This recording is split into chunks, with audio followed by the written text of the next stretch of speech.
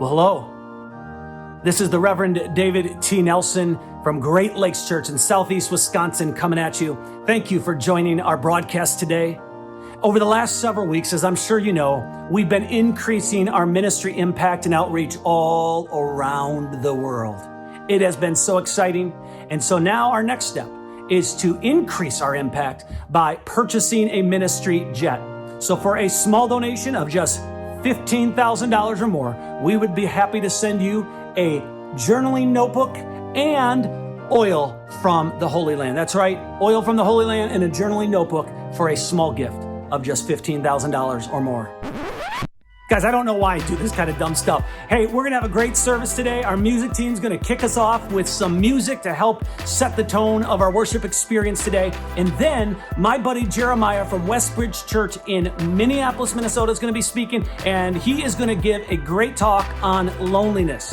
Continuing the series we've been in called Pressure Cooker. One of the biggest battles people are facing is this battle of loneliness, but it's not just for people living by themselves. You can live with a large family and still be lonely, so I know you're gonna benefit from it. Guys, I love you, I miss you, and I can't wait till we join again in person. But online is just as fun in this season, so let's enjoy it.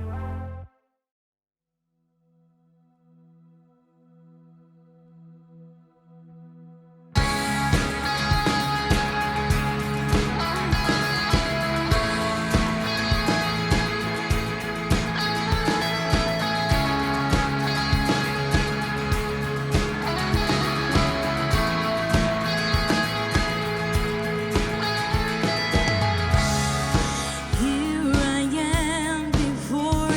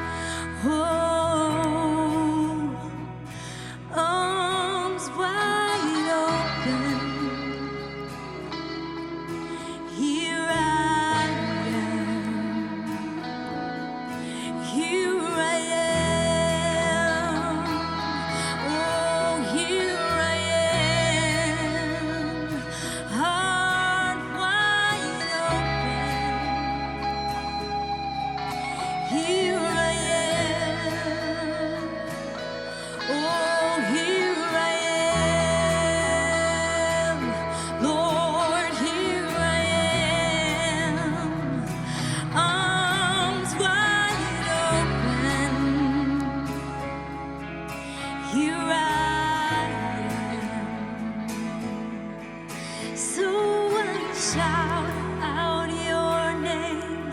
From the rooftops I'll proclaim that I am yours. I am yours. All that I am, I'm placing to your loving hands, 'cause I am yours. I am yours. Shout out your name from the roofs. Thou shalt proclaim that I am yours. I am yours. All that I am, I place into your loving hands, for I am yours. I am yours. Here I am, I stand with arms wide open to the one, the Son, the everlasting God, the everlasting God. Here I am, I stand with arms wide open to the one, the Son, the everlasting God, the everlasting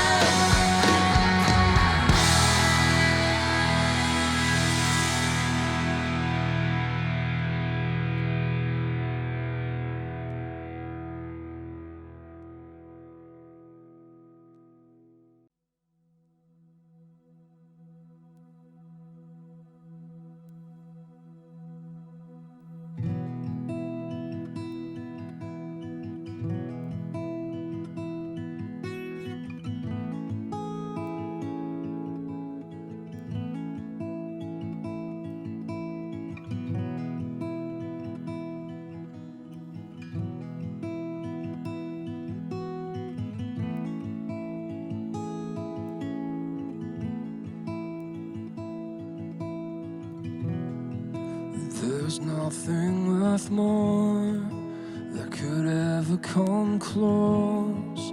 Nothing can compare. You're our living hope. Your presence, Lord.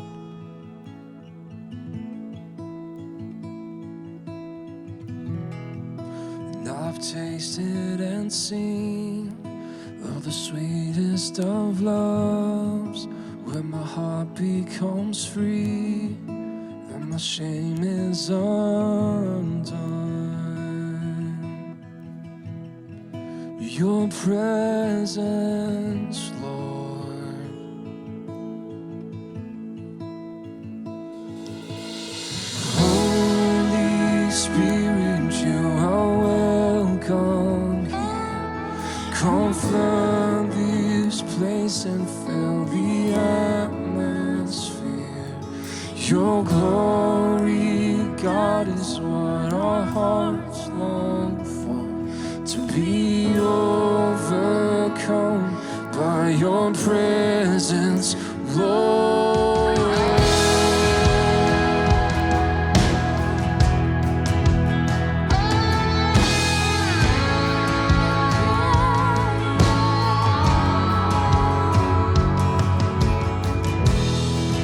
There's nothing worth more that could ever come close. Nothing can compare. You're our living hope. Your presence, Lord.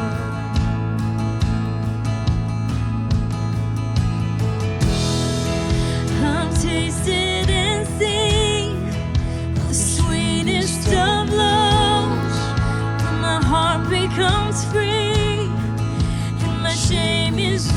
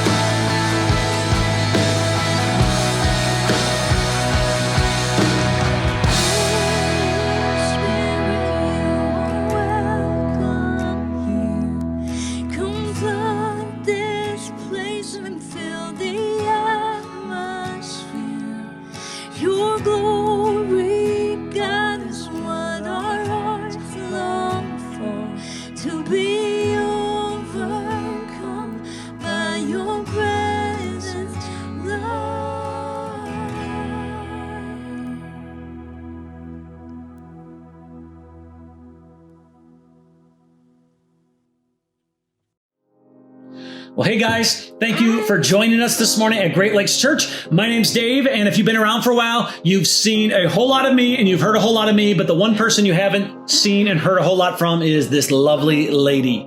Hey, miss you all. This is my wife. And you know she misses you because from day one, she has been on a team in our church. I'm on the greeting team. Yep. What else do you do around here? I have a small group called Women in Wine, which we've had Lori Heilberg and I have done for about 4 years. And I love my ladies and I miss them so much. And she does, because you haven't obviously been able to meet in person. So I was talking to Rindy earlier today, and I said, Rindy, if you could hang out with anybody in the world, who would it be? And she said, Tiffany Haddish. Yes, she is hilarious. All right, so she's a comedian, and on a scale of 1 to 10, I'd rate her comedy at about 3, 4. We would have a blast, yes. But 3, 4. So this is why it's so hard for us to see, like enjoy the same movies. In fact, what is your favorite movie of all time? Let these people know. 16 Candles. I love it. So bad, so bad. What do you like doing for fun? Well, right now I love listening to books and taking walks, spending time with my kids. Because of COVID, all 3 of our kids have been home at once. We've been playing games, watching TV, funny and scary movies, and baking, and just having a good time bonding. It's been good. It has been. I thought you were going to say Netflix and chill, but apparently that wasn't her top 10. So here's the deal, guys. I want to say thank you.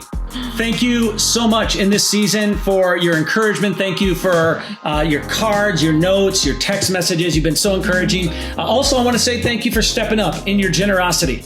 Our church has been outrageously generous in this season. And so not only have we been able to be a blessing to different organizations in our community, which is always something we want to do, but we've been able to be a huge blessing to families in our church through different gift cards and through groceries. We've been able to help people or be an encouragement to people in time of loss and in other key moments in their life. And so I just want to say thank you. You're a part of all of that. And then on top of that, we've been involved over the last several weeks. You've been hearing us talk about a food drive at our church. And if you've not yet participated, you could go to greatlakeschurch.com/food drive. The goal was 7,000 pounds of food donated by the end of May. We've got a week left. Yeah, all right. You guys have been doing awesome. And we have less than 2,000 pounds to go. So listen, we need your help in this final run. Go to greatlakeschurch.com/food drive, and you'll see what you can, some of the food items we're looking for. You'll see how the process works. You can sign up. And is it really difficult? Nope, super easy. You just go in your cupboards, look for macaroni and cheese, pasta, canned goods. Just put them in a bag, put them on the front porch, and they'll come pick it up. Super easy. That literally is a simple. And she's done this multiple times. If it was not for my wife, we would probably not have donated anything, because this stuff just slips my mind. But she's been making sure we've been doing that. And again, you can sign up and let someone know, and someone will come to your house and pick it up. And then here's the deal. We also have a blood drive coming up. And the American Red Cross has said in this season, tons of cancellations. And it's been very difficult, for them in regards to what they regularly need. And so we said, okay, this is a big need, and we're going to step up as a church. I think we can literally just blow their mind in regards to the amount of people that sign up for this, with the amount of people who are part of our church. And so go to greatlakeschurch.com/blood drive to learn more. Racine campus is going to happen early June. Kenosha campus late June. And are you going to do this personally? Yes, I'll be there. Definitely. Doesn't surprise me. This is just the kind of lady she is. I've never donated blood. I am an organ donor, but I've never donated blood. Guess what? I'm going to do it, guys, because I really see the value in this. But man, thank you. Let's continue to be a blessing to our community. Our friend Jeremiah Curran.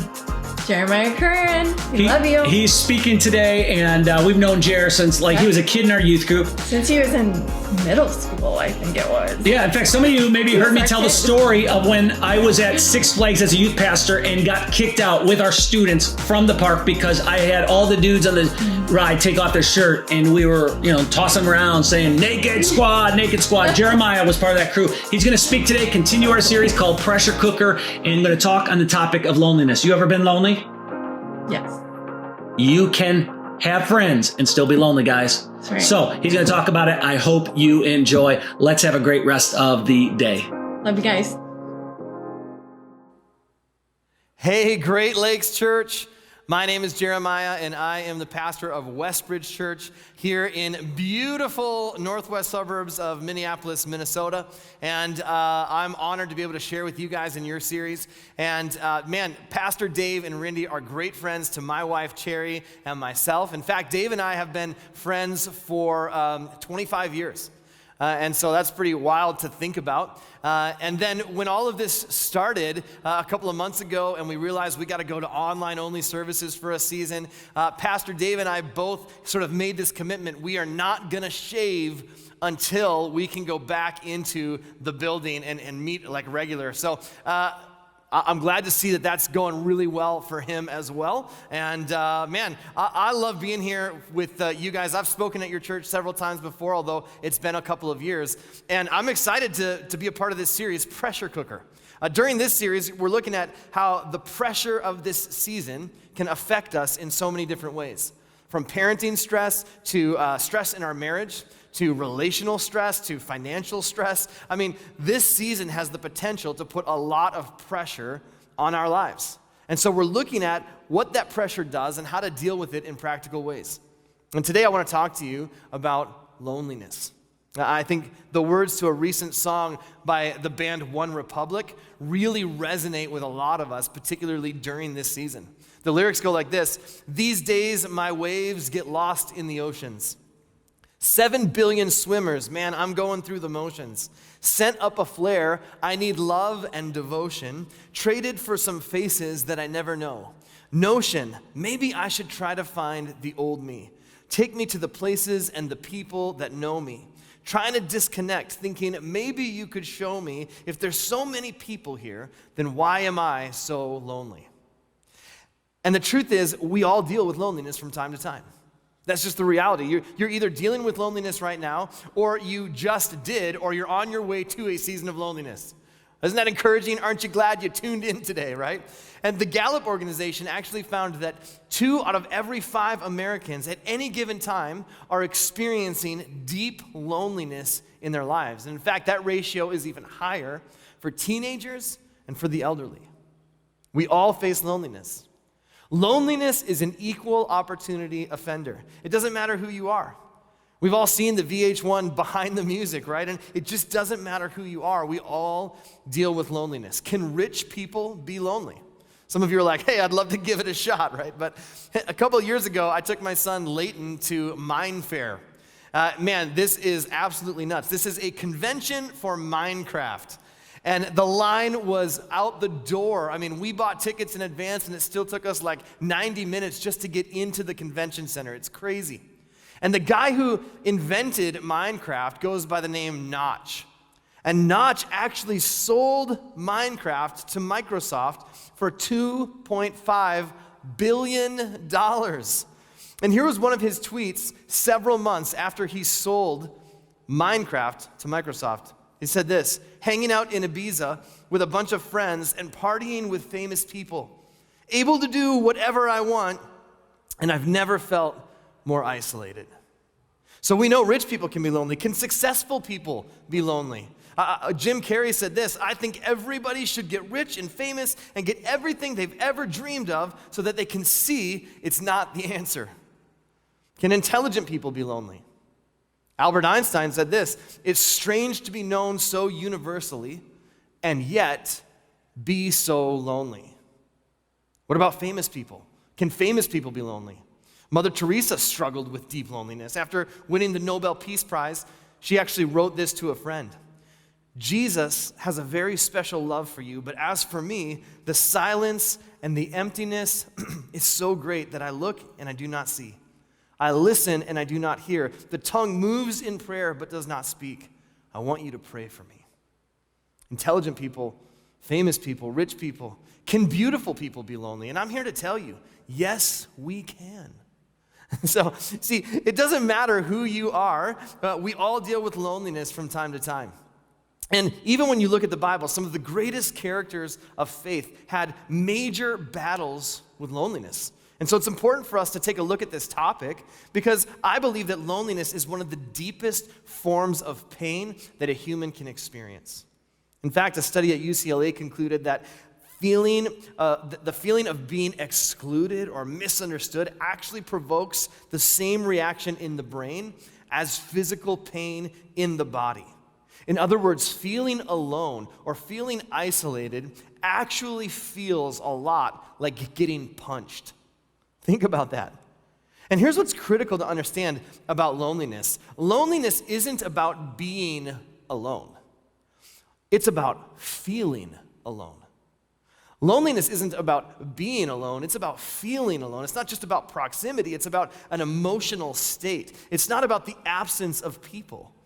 It's about the absence of meaningful connection. It's about feeling misunderstood. It's about feeling isolated. It's the emotion that nobody else quite understands what I'm going through. See, you can be alone and not be lonely at all, right? Just ask any mom who ever steals away just a couple of minutes by herself. You can ask her, are you feeling lonely right now? She'll be like, no, greatest 30 minutes of my life, right? Because she hasn't gone potty in 12 years without some little gremlin walking in on her, right? One of my favorite comedians on Twitter recently said, before I had kids, my bathroom was just my bathroom. Now, it's my Narnia. And I think we can resonate with that. You can be surrounded by people and feel completely alone. And one of the reasons loneliness is so painful is because we were created by God for deep connection with each other. It's in our DNA. It's a part of who God created us to be, and we cannot escape it. When you look at the creation story in Genesis, it says, and God said, let us make human beings in our image to be like us. Since God himself is community, and since we are created in the image of God, that means we are wired for community.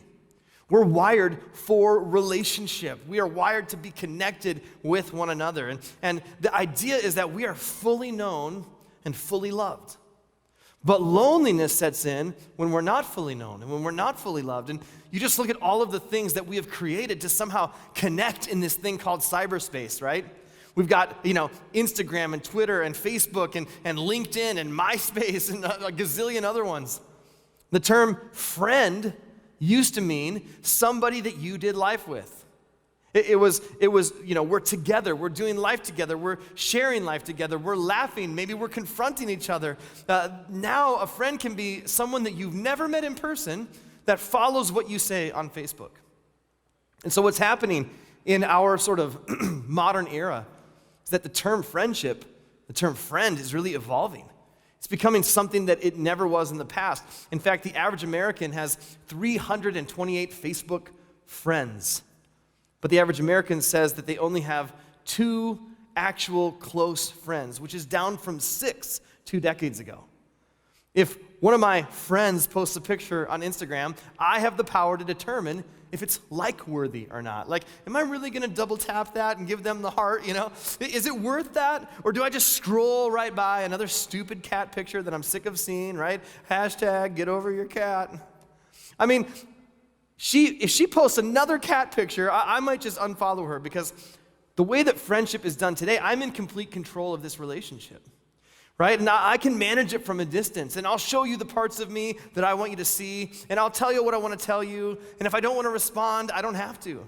In fact, if you post too many duck-faced selfies or too many pictures of your, pyramid scheme, I'll just unfollow you because I'm in charge of this friendship. Actor Shia LaBeouf, in an interview a couple years ago, said this, we all want to be part of a community.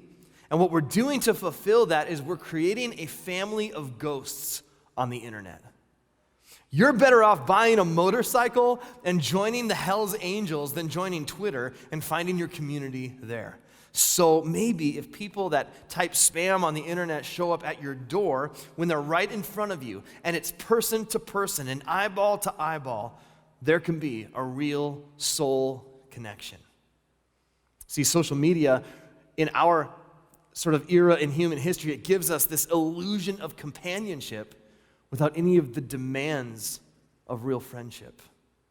And what ends up happening is that we're living for likes, but we're longing for love.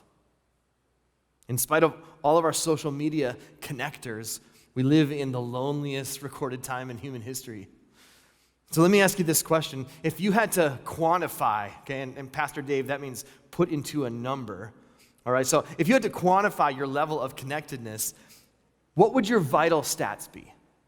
A number of true friends that you know that you could call anytime, night or day.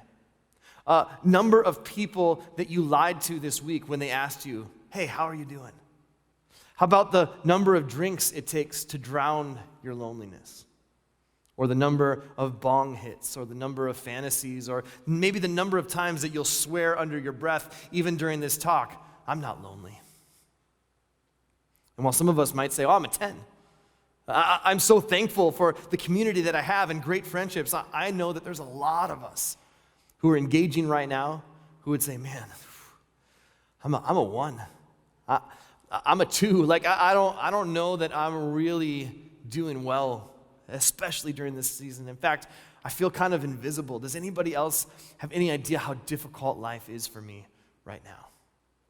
And often when we face situations or emotions that cause us pain, we actually begin to deceive ourselves into thinking we are the only ones experiencing what we're going through. And one of the problems when it comes to loneliness is that well-meaning people use tons of cliches to try to make us feel better. Don't you just hate cliches? Like the more things change, the more they stay the same. It's like, what does that even mean? That doesn't make any sense, right? Or how about this one? It's better to have loved and lost than never to have loved at all, right? Who wrote that? Right? That person has never had the let's just be friends talk, right? I mean, they have never been told, it's not you, it's me. The early bird gets the worm. There's no I in team. Give it 110%. All of these cliches, and the only thing worse than when Hallmark companies try to sort of peddle cliches and unhelpful tripe is when the church does it. Sometimes we're going through a painful situation and we feel completely isolated and we feel like there's no one to turn to and no one who will really understand what we're going through. And so we take a risk and we think, okay, you know what? Maybe I will try church because they should have the answer. And if I'm honest, I know there's been times in my life where I've shown up to church. And I'm sorry to say that usually the church answer is pretty cliche as well. Hey, you know, cheer up, camper. God's with you. You're not going to be alone because God's with you. And I don't want to make light of that because I actually believe that God is with us. In fact, in Deuteronomy, it says, the Lord himself goes before you and will be with you. He will never leave you or forsake you. Do not be afraid. Do not be discouraged. When Jesus was here on the earth in physical form, he said this to his disciples. He said, be sure of this, I am with you always, even to the end of the age. And so I believe that. The Bible says if you're lonely, you can cling to this reality that God will never leave you and that you can have hope in a God that is ever present. And I got to tell you, I do sincerely believe that. And I can get there mentally. But if I'm honest, there's been some dark seasons in my life where in my heart and emotionally, I don't feel that at all.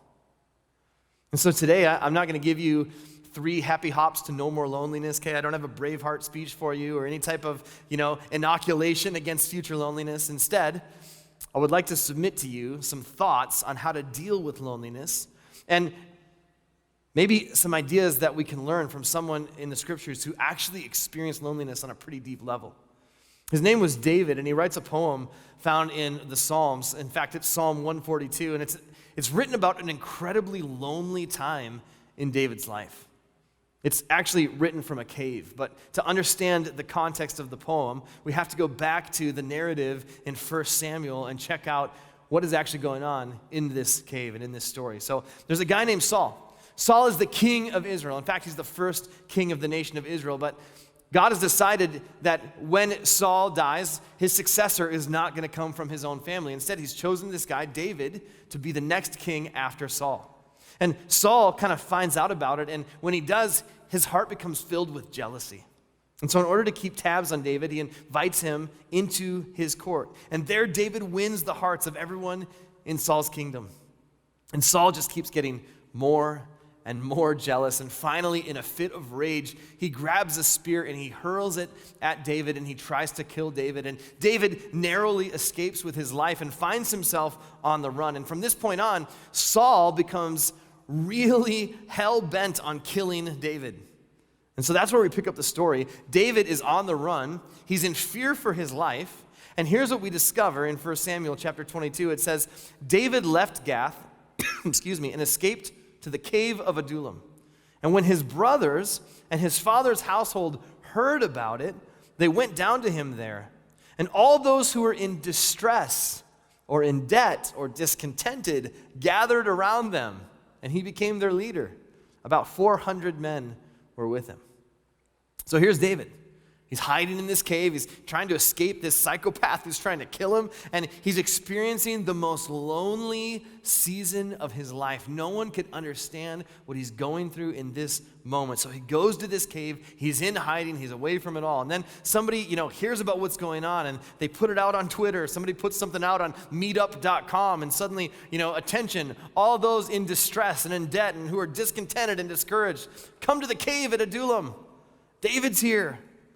And so here's David. He's sitting in this cave during one of the lowest seasons of his life, and he's surrounded by this group of misfits who are coming out. And this, what happens in the midst of this is this incredibly beautiful poem. And it's a poem about what he's really feeling and how he deals with his loneliness in this dark season of life. And what you're not going to find in this is a whole lot of cliche. What you're going to find is just a whole lot of raw honesty. And folks, if you're in this season where you feel really lonely, this is really what you got to do. The first step is this. Number one, just be honest with God about your emotions. Be honest. God can handle it. Be honest with God about your emotions. There are times when God feels absent.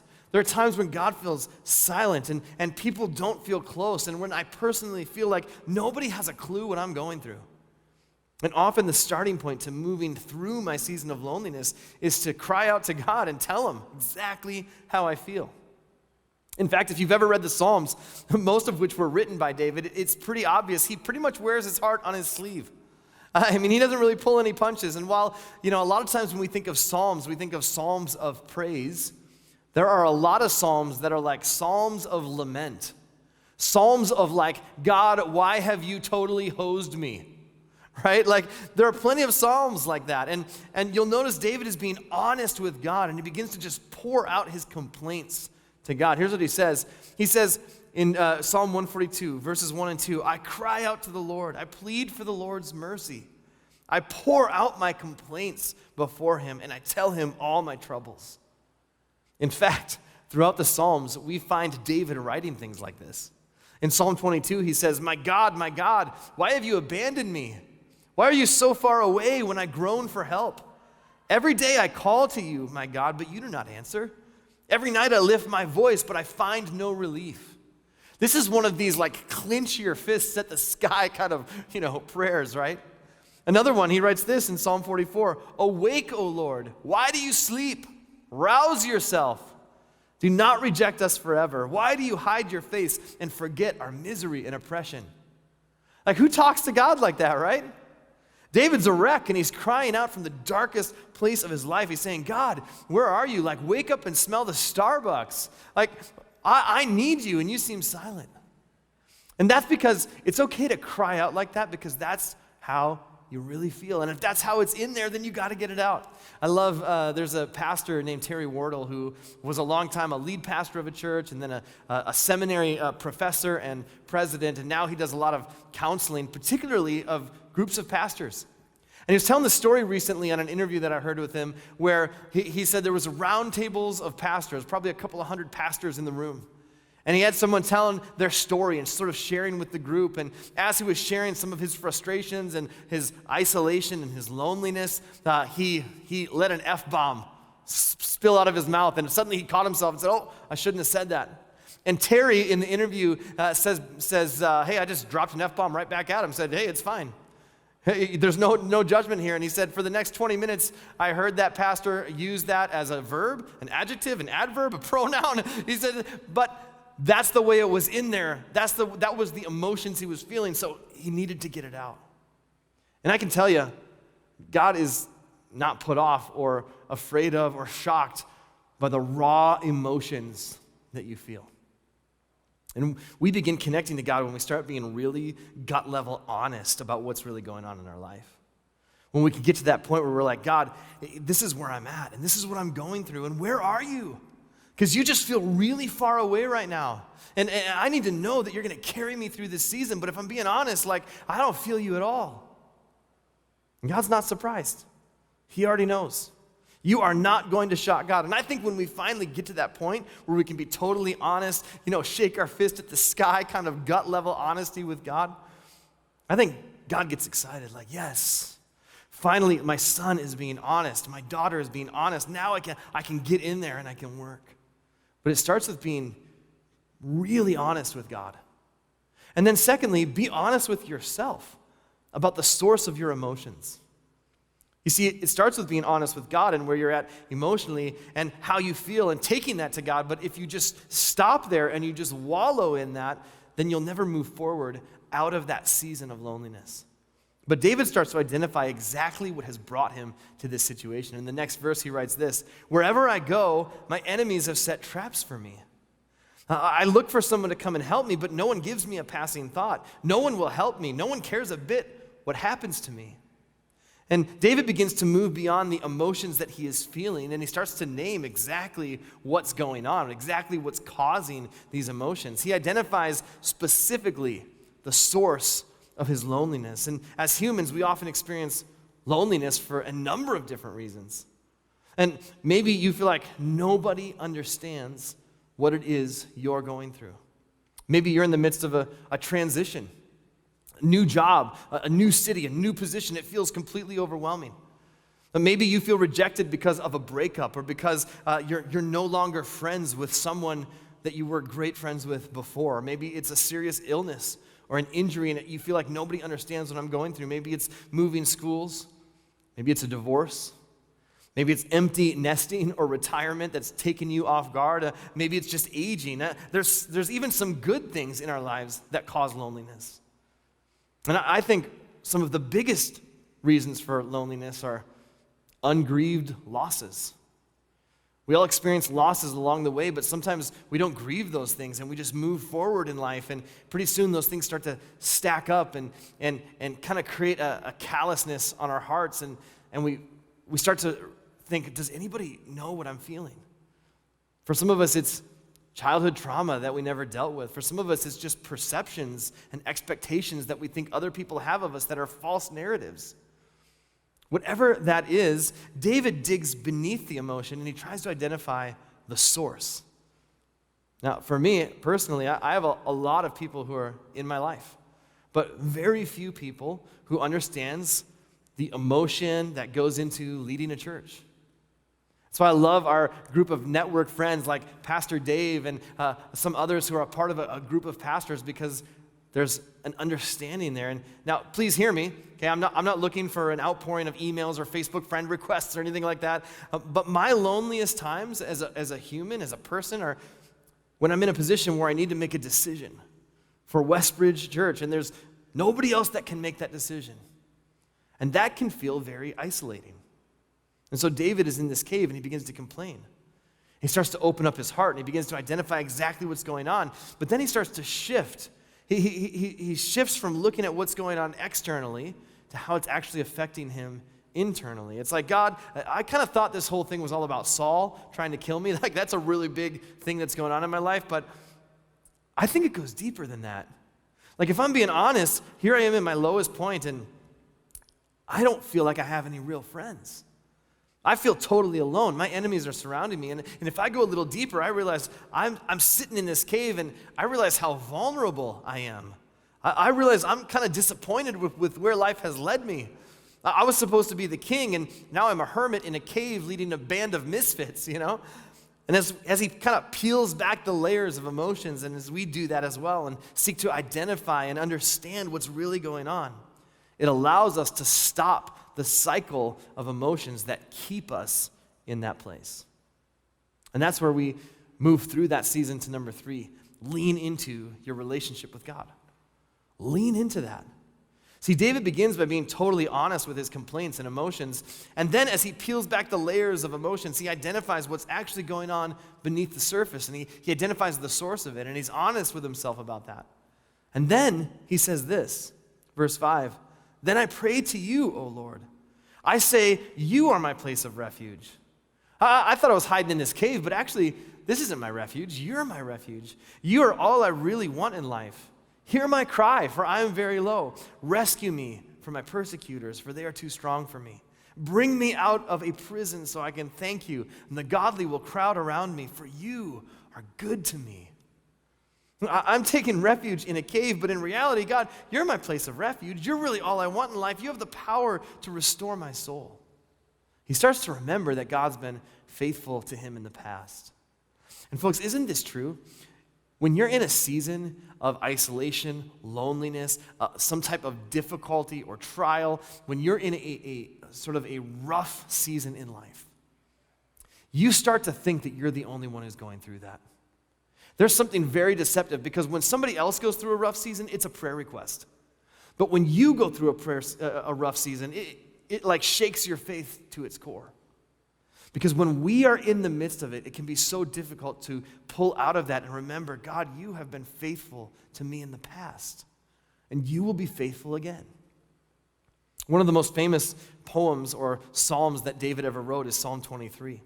While it's often speculated that he wrote this when he was a shepherd, he actually wrote it later in life as he's reflecting on his early years of being a shepherd. And some of these verses, he writes this, "Even when I walk through the darkest valley, I will not be afraid, for you are close beside me.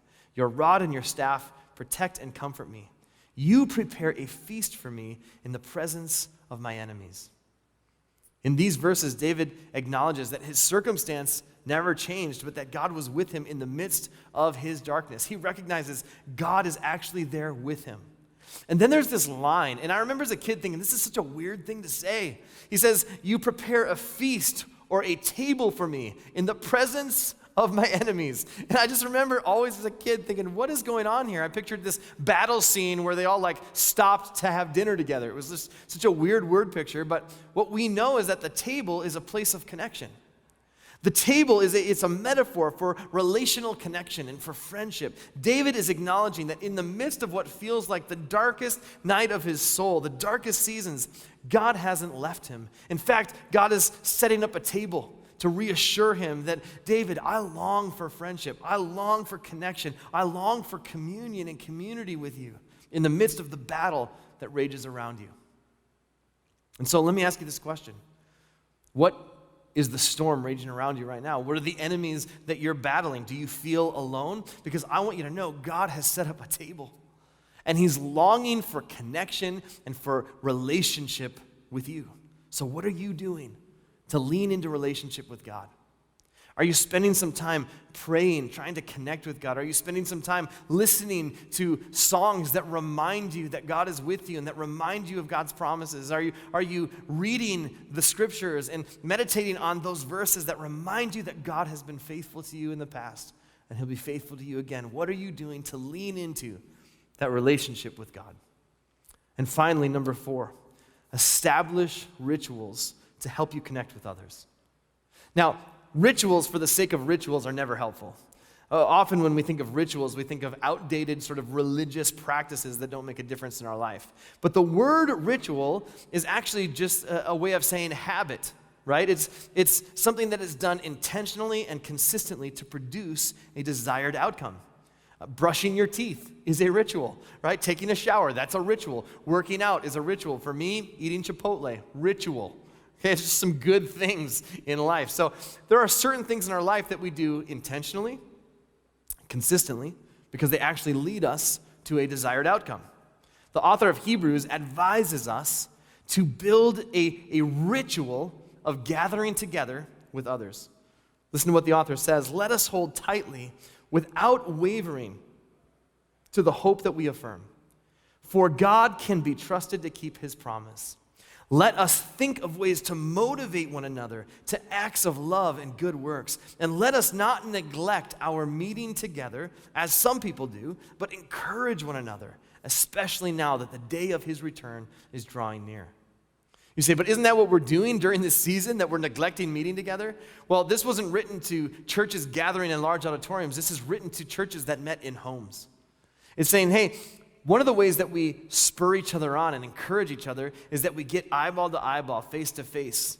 It's the best way to actually know someone so that we can encourage them to live out the way of Jesus. Throughout this chapter, the author is expressing how Jesus is our way to stay connected with God. And in these verses, the author shifts and says, we also have to stay connected with each other. Let's not stop meeting together. Let's keep encouraging each other. And maybe what that looks like during this season is in smaller groups or through Zoom or neighbor to neighbor.